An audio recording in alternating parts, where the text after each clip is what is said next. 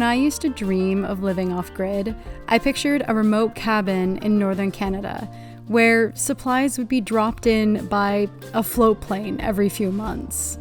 Or a bungalow in the jungle of Costa Rica, waking up every morning to pick our own bananas. I never really imagined that it would look like this instead, but even though this isn't quite what I had expected, I'm really happy that this is where we ended up.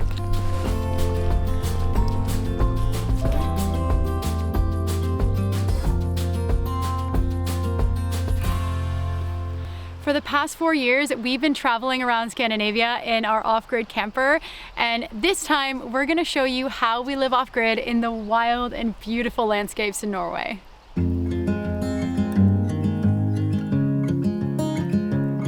For me, an important part of living off-grid is being able to harvest our own food, at least to some extent. And even though there's not a huge amount of variety in Norway during the autumn, one thing that we do have in abundance is blueberries. We bought this cute little blueberry picker years ago, and this is the first time that we're actually putting it to use. So we've only been out here for about a half an hour. I say we. Pepsi's here with me, he's supervising. I'm doing the picking.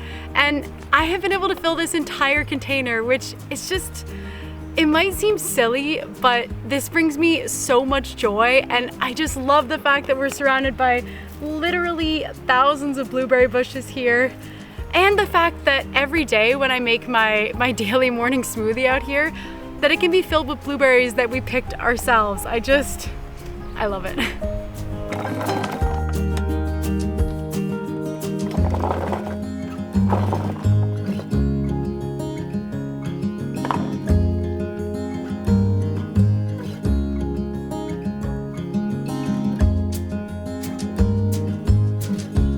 This trip, we've also upgraded our system so that we no longer have to fill up our water jugs at gas stations and grocery stores, and now we can filter our own water everywhere we go.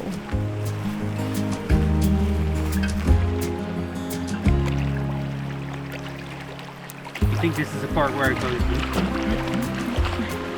It isn't making any satisfying sounds, is it? There is no sound. Oh, that's part of the experience. It just ruins it all. You coming, Pepsi? Come on, buddy.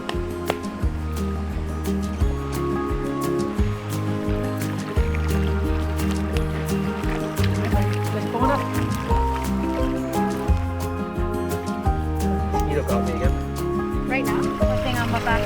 Measuring. I have no idea.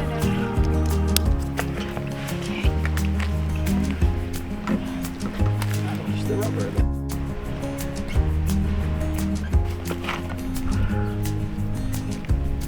Why do you have to do that every time?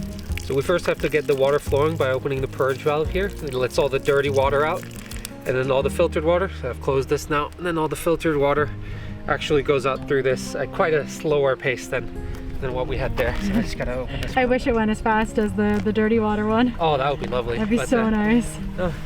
It'll take about an hour for this thing to fill up. That's the amount of water we get. It's pretty respectable. It's not bad. The greatest thing is we can just do this while we're doing everything else, right? Made us like 150 liters of water so far, I think. It's pretty amazing. It's pretty good so far. But it's definitely meant to be put higher up. I don't think this whole this whole solution here. But the manual says I'm not allowed to cut these, so I have to figure out what we're gonna do.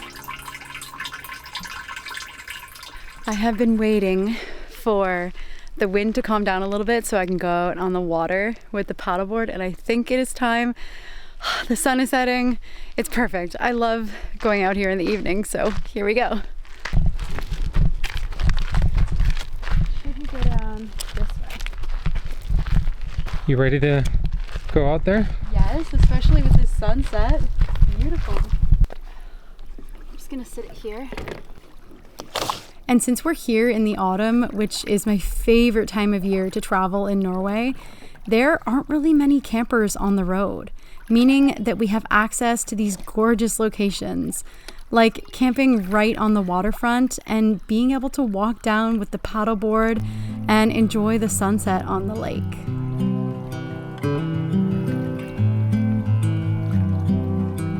This is the kind of freedom that I love out here. where we're able to be pretty much self-sufficient, which means that we spend the majority of our time in remote locations just like this. It's on days and nights like these that I really cherish the all-man's right, the right to roam through nature here, because honestly, it is a gift that we can't ever take for granted. Sky tonight is just incredible. Nothing beats these sunsets.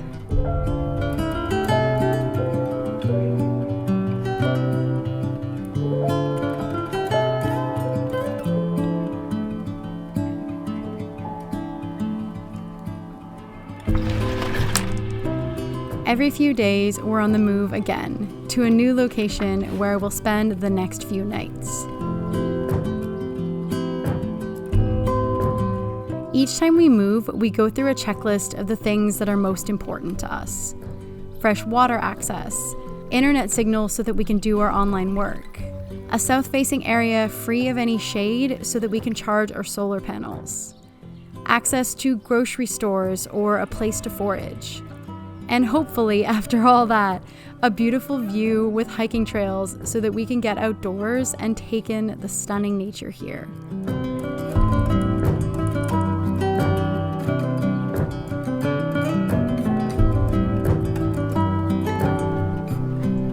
What are you up to? I'm looking at the Aurora app. Again? Yes. Because I'm not just looking at the Aurora app. I have a reason for looking at the. Listen, look at this. Look, 6.67 kp tonight. We might. Is that long? Yeah, it is. 8 is the highest. 8, 9. I don't know. It's high. That's all. Okay, listen. I'm not an expert, all right. But look at the cloud cover. The cloud cover should be good. Don't look at right now. Right now it's not very good. But I don't know. We'll see. But we might actually see the Northern Lights tonight. Huh.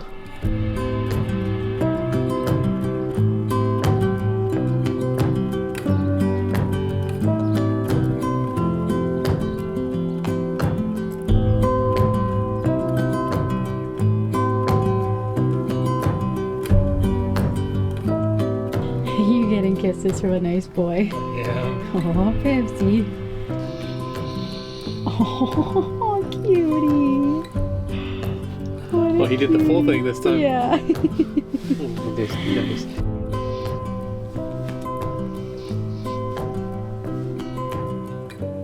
This is something I get so excited about because chasing the Aurora has become a hobby of mine, especially in the southern part of Norway where it's harder to see. But with the peaking solar storms, we're rewarded with several nights of northern lights dancing across the sky.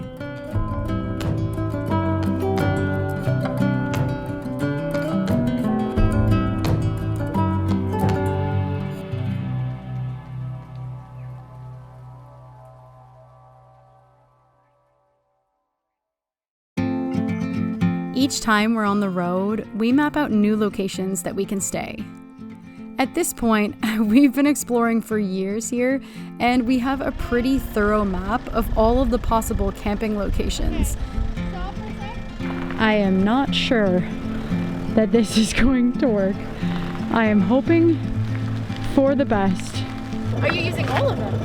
Okay. Have you seen the tilt? No. Yeah. We'll probably need to use all of them. No, I know, and then it's like off of a cliff. Ready?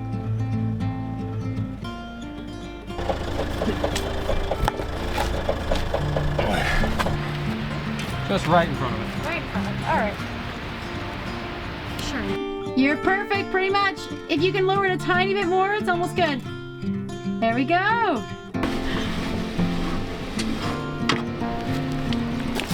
Do you feel better now that the legs are going down? Yeah. I mean, I feel pretty secure, but it's one of those you never fucking know, right? If you feel safe, are you really safe? Or like, is this a metaphor on life, or are we just talking about the camper here? Literally. It's a moment of truth. Well, seems pretty happy to me. What do you think, Pepsi? Hey. We have a few days of unexpected sun in the forecast, which means that we try to get outside as much as possible. And being outside means that we can use another recent upgrade that we've done to our camper, solar showers. I'm all for washing off in a glacier river, but Lucas is a little less enthusiastic about plunging into freezing waters. And so even though I don't mind the cold, the idea of filling up our shower bags, sitting them in the sun to heat up, and potentially having a hot shower out here feels like a luxury that I really never dreamed that we could have. Can you believe we're actually gonna have solar showers? Hot showers? Well, I mean, since I'm carrying these, yes, I can believe it. It looks so effortless though. I'm curious how warm they're gonna get. I don't know if you noticed, but there's a thermometer on the back here, so we can actually tell. The water is. We'll see. Oh, it's warmer. Much warmer. Yeah, it's definitely warmer. That we walk out from the camper and this is our view. What?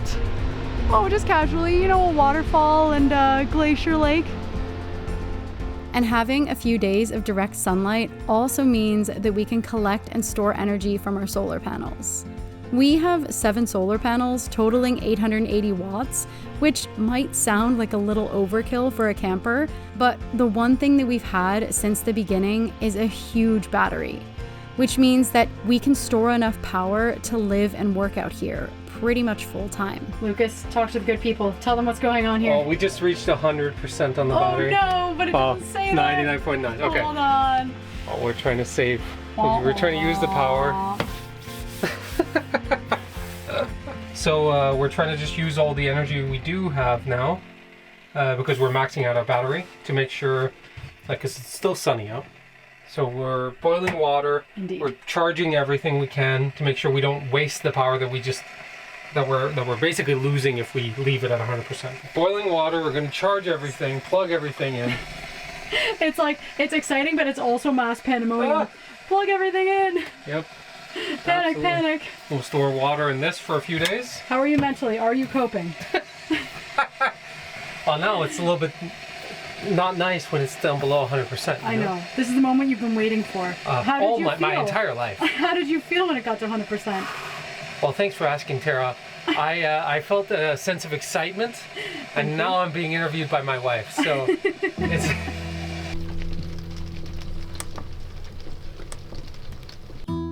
Days like these, where it's warm and sunny, especially staying so close to the Alpine and being just a couple of kilometers away from a glacier, are pretty rare in the fall, so we try our best to spend as much time down by the lake as we can.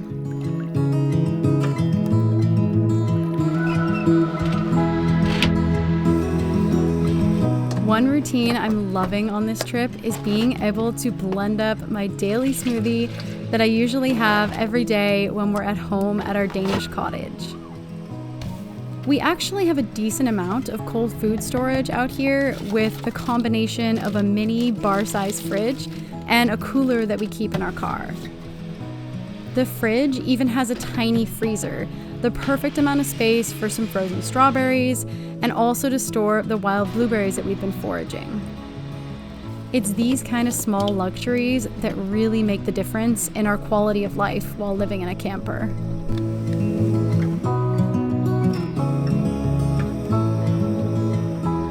Our little fox sleeping in a little forest hole that he found for himself. So precious. I am questioning my ability to lift 20 kilos over my head to this degree. This can be a team effort.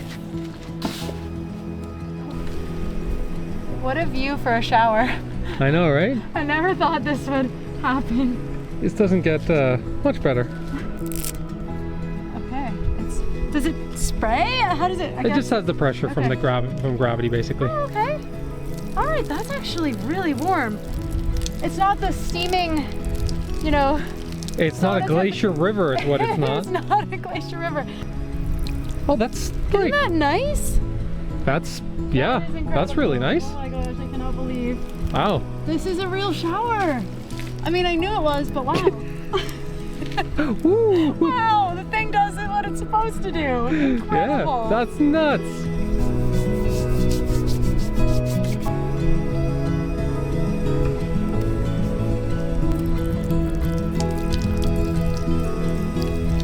Is this one of the better view showers in the world? I don't think I have ever showered looking out into a glacier lake. You didn't seem entirely convinced in the beginning there, Tara. I am convinced now. Consider me convinced. This is incredible. It's so warm. What? What's the verdict, Lucas? What do you think? For being out here relative to everything, it's a 10 out of 10. I can't believe that only a few hours ago we filled them up with glacier water. 3 or 4 degrees water, yeah, for sure.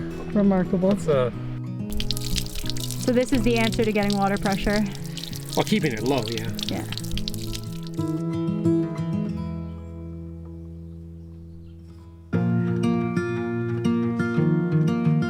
Each time we head out again, we also map out locations where we can drop off our recycling.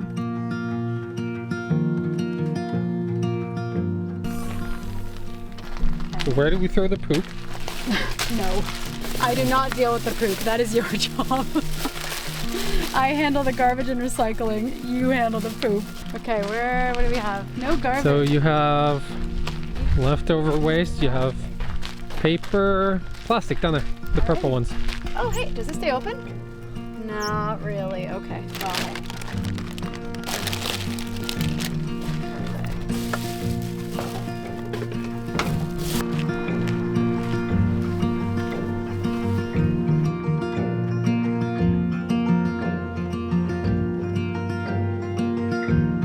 One of the first things we added to our camper when we originally renovated it to be off-grid a few years ago is a power inverter. Pretty much everything in our camper runs on 12 volts, and we get by with having USB plugs to charge all of our technology, using small LED lights that are so cozy to save on power, and cooking with gas instead of electricity. But our inverter feels like such a luxury, and for me, it's been key to making our camper feel like a home, because it gives us the ability to live out here for months at a time. With it, we can use our electric kettle, microwave, and the blender that I use to make my smoothies.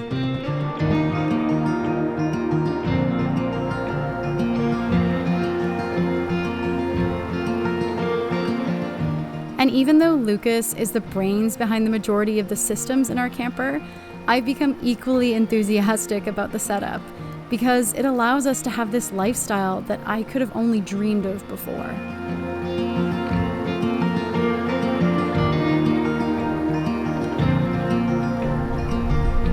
It's so cool how it's rolled. Yeah, I know, right?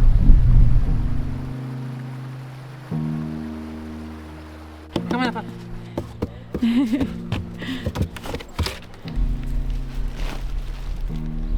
I feel like this is the Canadian uniform. One plaid covered by a slightly heavier, thicker plaid. Yeah, there you go. And oh my God. For good measure. Oh, right? of course, of course. I mean,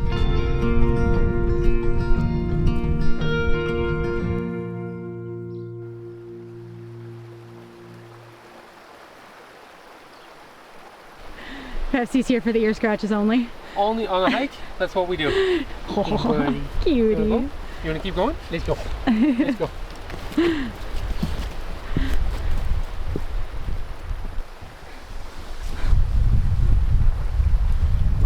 Incredible, eh? Yeah.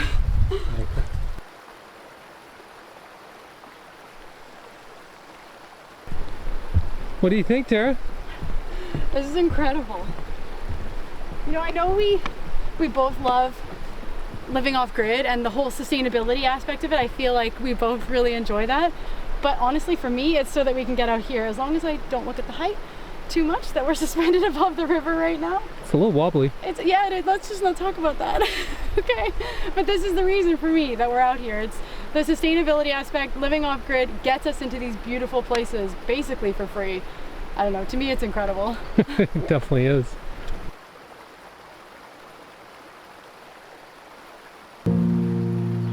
And as another one of our adventures in the wild places of Norway comes to a close, I feel like this has been the best trip yet. I can really notice the small changes that we've made to perfect our off-grid setup, and I can't wait to return and continue exploring the place that's become our second home. Thank you so much for joining along for the journey, and we'll see you in our next video.